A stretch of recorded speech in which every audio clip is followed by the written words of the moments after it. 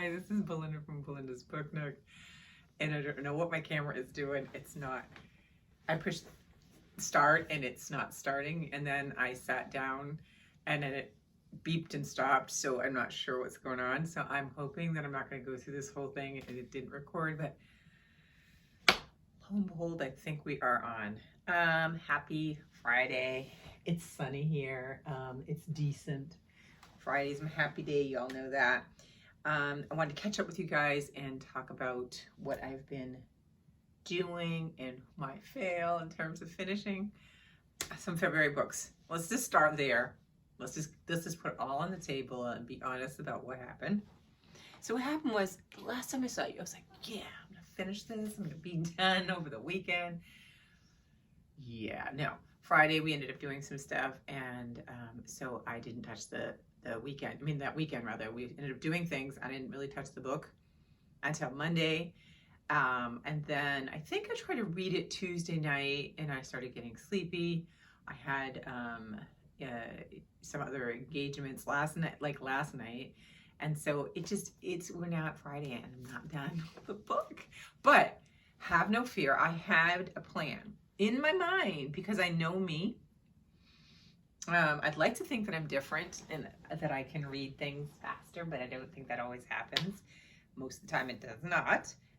But my plan was that next week would be when I was going to start my March book. So if I finish it this weekend, I will actually be on schedule. It's just, I was hoping I could get that extra padded week in so that I could read more books this month.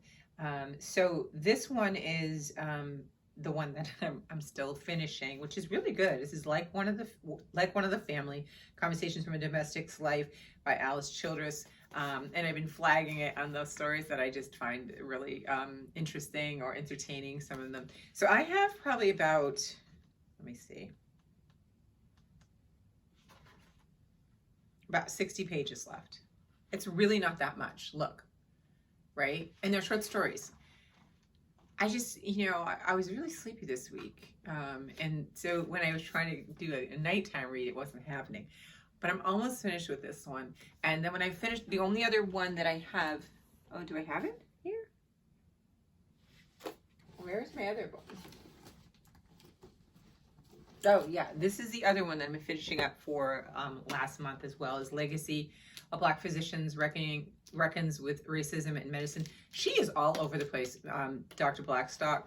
And just I'm loving it. It's like I'm listening to my typical podcast that I subscribe to, and she's on one of them. And then I saw something else about her, and then I think I saw her on the TV. So she's making her way around. This one has already got a lot of flags. I picked this up for a little bit, and then I try to go back and finish the other one because I really want to finish this one. And this one, I tend to go slower when we get to facts. So what's lovely about this is it's like a memoir, but it also chronicles all of the history with regards to race and medicine, okay? Whether it be the treatment of it, the recruitment and education of it, the lack of, and things like that. So all of that goes around it, into politics, etc. So there's so much stuff in here that I am like, statistics and things like that I really want to put in my commonplace book, which I don't know if I've showed you my commonplace book. I did bring it to show it to you. I just started it this year. It's one of those things, I saw a lot of people doing them online on YouTube. And if you just put commonplace in, you'll see other people that are doing them. And it's perfect for me because I feel like I have a curiosity that's just endless. It's just, I continue to find things that I'm interested in, or something sparks my interest and I hear about it and I want to know more about it.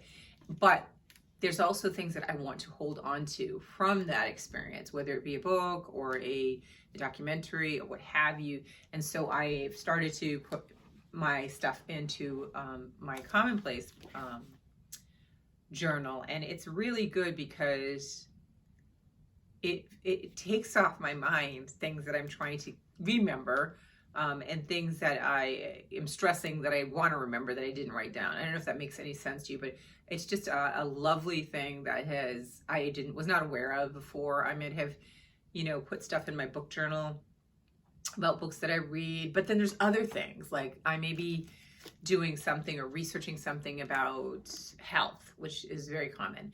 And I find a tip or an article or research done about X. And so I want to remember that. And so that when I think about it later on, or I hear something else, I can reference it back. So I'm loving it for that purpose. So there's a lot of things in here that I want to pull from this to put in there as well. So I will probably hold this hostage probably a little bit beyond its due date, just to make sure that I capture that information. So these are the two I need to wrap up to get into my March goodies, right? And then when we go into Monday, I've already told my sister, who I'm going to be reading Neighbors and Other Stories by Diane Oliver, the one that I talked to you about last week. I put the cover back on to show you guys, but it's going off as soon as I turn the camera off, and I'm going to save it because I absolutely love the cover of this book. And so, oh, wait, I have to say my lovely sister, because she listens to the videos now and watches them rather. And she says that I am leaving out quality and a lot of detail when it comes to her. And she's my lovely, beautiful sister. She and I are going to be reading this. So we're going to start on Monday. And so I am so looking forward to this. I'm hoping it's not going to disappoint. So this will probably get started. Well, this is going to get started on Monday, right? So I'm going to finish this. Legacy might take a little dip into next week, but hopefully I can get a lot of that done as well this weekend. And then I think what I'm going to do to enter March Mystery Madness is because Neighbors is not a mystery. So I have the option of these three, which to start, which will be enough difference from Neighbors, obviously, that I don't know which one of these is going to go fastest. And this is why I say I want to know that, because I have good reading months when I read fast books in the early part of the month. It gives me that, oh my God, I'm feeling really gung-ho and positive that I can do it. I'm leaning towards either these two, thinking that these two are a little bit lighter topic than this one. So I probably will start this one on Monday as well, or Tuesday, sometime next week. Maybe not right Monday, soon, maybe a day or two after I start Neighbors and get into that. And just try to crank through this one. And then my sister now is going to get this one as well. And I think I am going to order the rest of the series once I read a little couple, because I'm trying to be good about not buying it without reading anything to make sure I like it. But I think that what I'm going to do is read a couple chapters, and once I've done that, then I'll order the rest of them, because they're only, I think these are like $7 or $8 on Amazon, if I'm correct. Sometimes you can catch me a bit cheaper. And I think there's only 2 or 3 more books to this series. So I'll have those, and maybe if I want to keep going, I could. So I want to do that. And I love them. I think they're just going to be so cute on the bookshelf, with the little pie and the butterfly on the side of the spine. So I think that would be great. This one I'm really looking forward to too. And this one is going to happen because, like I told you, I really want to get to that. So basically what I'm saying to you is next week, these are the two on the burner that are going to get started. And we are going to finish this one here this week. Now, my life is always crazy because I didn't, I always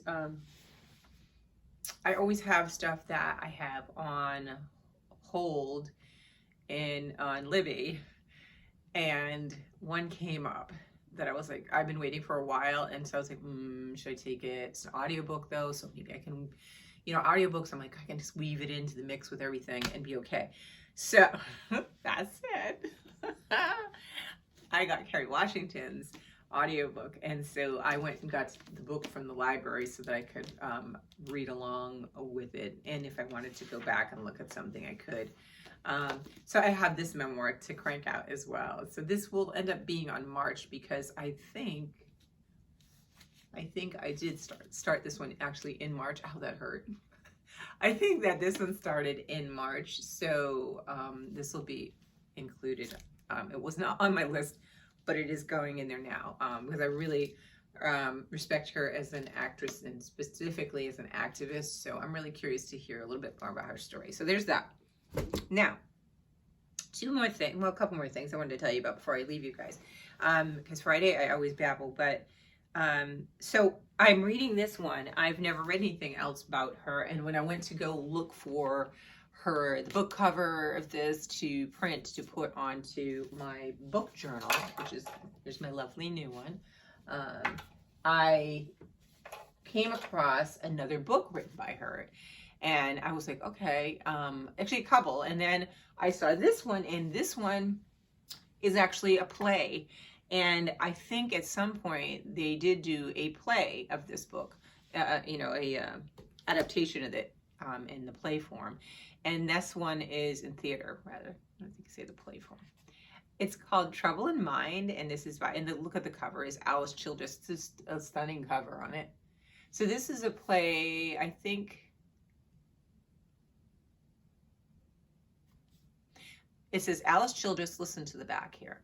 A playwright, actress, and novelist. She was the first Black woman to have a play professionally produced in New York City. Childress's work include the plays Wedding Band and Wine in the Wilderness, and the young adult novel A Hero Ain't Nothing But a Sandwich. Okay, so I guess I got some others to get. I want to get all her backlist books. So I ordered this one, and I think I got it off of Amazon, yes, I don't think I bought this from independent bookstore.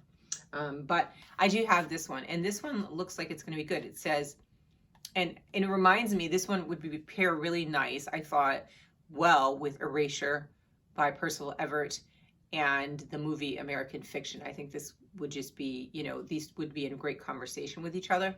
This one says, ahead of its time, Trouble in Mind, which is written in 1955, follows the rehearsal process of an anti-lynching play preparing for its Broadway debut.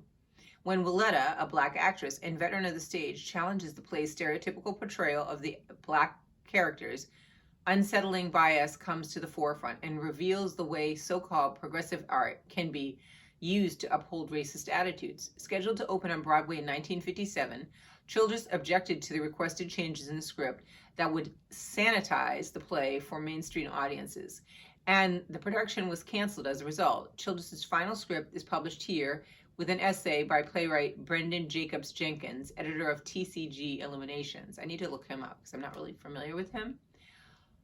But how about that? 1955. So I don't know if you've read, I have not read Erasure, which I am correcting, but I did go see American Fiction and really enjoyed it. I think that would definitely, if you wanted to talk about a book that's in conversation, that would be one for sure, because it deals with stereotypes and deals with challenging stereotypes, and it deals with the reaction to the challenging of stereotypes. So I'm so here for this, and I am putting this and considering this to be a classic. I know that a lot of people look on lists for different things that they think is a classic, but I would say that her writings are classics.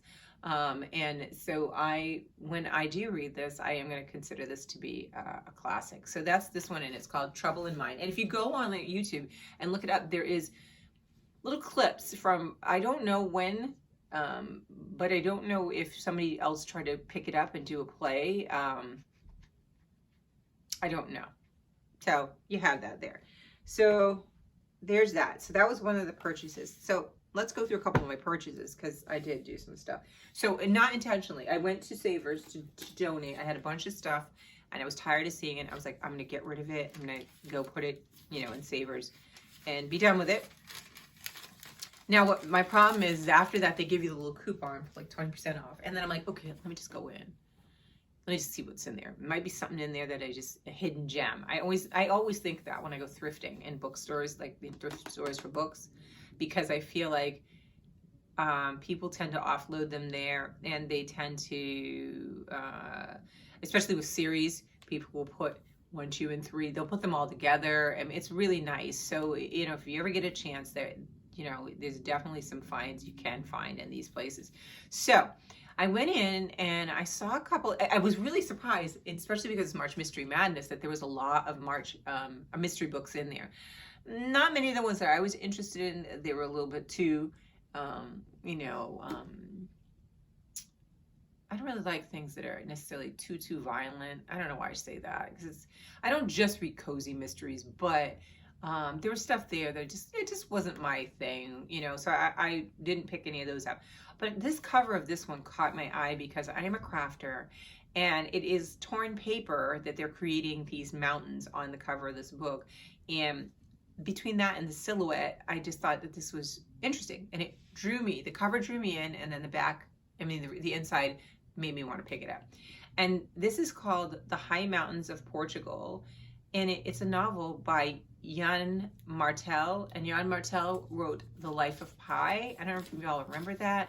And then they made a movie. I remember seeing the movie. I did not read the book, but I know there was a lot of plot about the book, and I did see the movie. So this is his book, and this one, let me read the description, but first look at the cover, because it's just cool, isn't it? I'm already like planning how I'm going to put this in my book journal. Like, I'm thinking I want to tear paper and like recreate that torn paper look in the book. But I don't know, we'll see if I get to that. Because one thing I try not to do too much in the book journal is get too bulky, but I just love it. So that's the cover, and then there's, again, it's here, and then you have a little card here on this back. It's really nice. And apparently this was a library book. I don't know if a person was just trying to get rid of their guilt, or if it was just, you know, they bought it at a library sale. Let's just hope it was a library sale, right? So it says, in Lisbon in 1904, a young man named Tomass discovers an old journal. It hints at the existence of an extraordinary artifact that, if he can find it, would redefine history. Traveling in one of Europe's earliest automobiles, he sets out in search of this strange treasure. 35 years later, a Portuguese pathologist devoted to murder mysteries of Agatha Christie finds himself at the center of a mystery of his own and drawn into the consequences of Tomass's quest. 50 years on, a Canadian senator takes refuge in his ancestral village in northern Portugal, grieving the loss of his beloved wife. But he arrives with an unusual companion, a chimpanzee. And there, the century-old quest will come to an unexpected conclusion.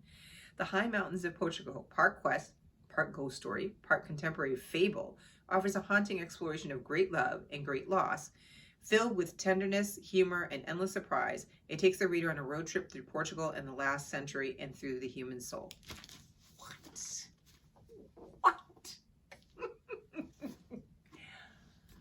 I almost want to read it now. I think that sounds so interesting. Has anybody read this here? Please tell me if you read it. I think it sounds really interesting. And what's the chimpanzee? I'm like, now I gotta know. I'm like, what does he have chimpanzee? What, you know, where did the chimpanzee come from? So that was my thrifting. And then I was gonna show you one thing I got. I forgot during Black History Month to go look for the stamps that they have, usually at the post office. And I was in there today to make a return and to mail a letter, and I got the last sheet for Black Heritage, and it's Constance Baker Motley, and these aren't they beautiful? Look at those, really pretty, right? Yeah. If you have post office, you can go grab some if they are there. I don't know. This is the 47th in the series. I get them every year, and I don't know how I forgot. I had an extra day in February, and yet I still forgot to go look for the stamp. So I'm happy the guy had it, one left, literally one left, so I got that. The last of my shopping that I have to tell you about is, so my husband is like making fun of me because I am officially a bag lady now. There's no way. You've seen the bags that I got from Target that I get every year for Black History Month. And and I go to a bookstore and I see a cute bag, like I'm a little tote. I have totes galore, right? I was online and I go to Trader Joe's a lot, and I saw these cute mini totes. I don't know if y'all have heard about them. They make great gifts. I'm gonna plug it because I think it's really cute. So I went to the store and I went in to get this one, right? It's super cute, okay? I've got books in it.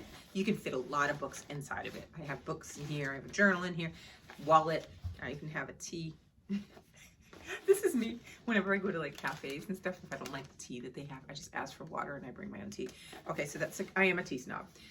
So this is so cute. So it's got a pocket on the front and the back. It's embroidered Trader Joe's. It is super cute, right? Guess how much money it is? Guess how much this is? And this is so great. You could carry your lunch in it. You could carry your books in it.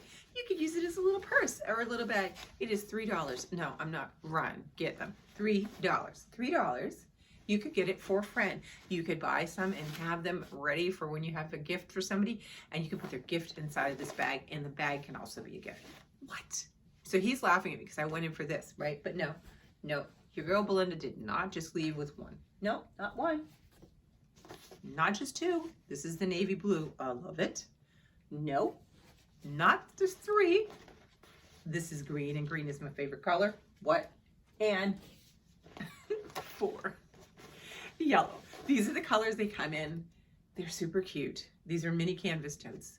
They are so perfect. Like I said, you can take your books. You can fit so many books inside of them. I mean, $3. Are you kidding me? Look at this. 1, 2, 3. Watch out for my stamps. 4. So 4 comfortably. Look at that. That's really good. So there's my plug. They're so cute. I love it. My last thing I was going to show you really quick is my commonplace journal. And I can, when I do my journal stuff, I can also show you more. But this is what I use for mine right now. I'm liking it because it's small. I can put it in my bag with other stuff. And so I basically just have it, you know, I put my little name here, I glue little stuff here. And then I've just been putting stuff in here. And I use washi tape, I use highlighters to highlight things. And I'm pulling information and I put it inside of here. And then I have, yeah, see, like you can see some more in here. You can even do like 2 columns so you can fit more information that way.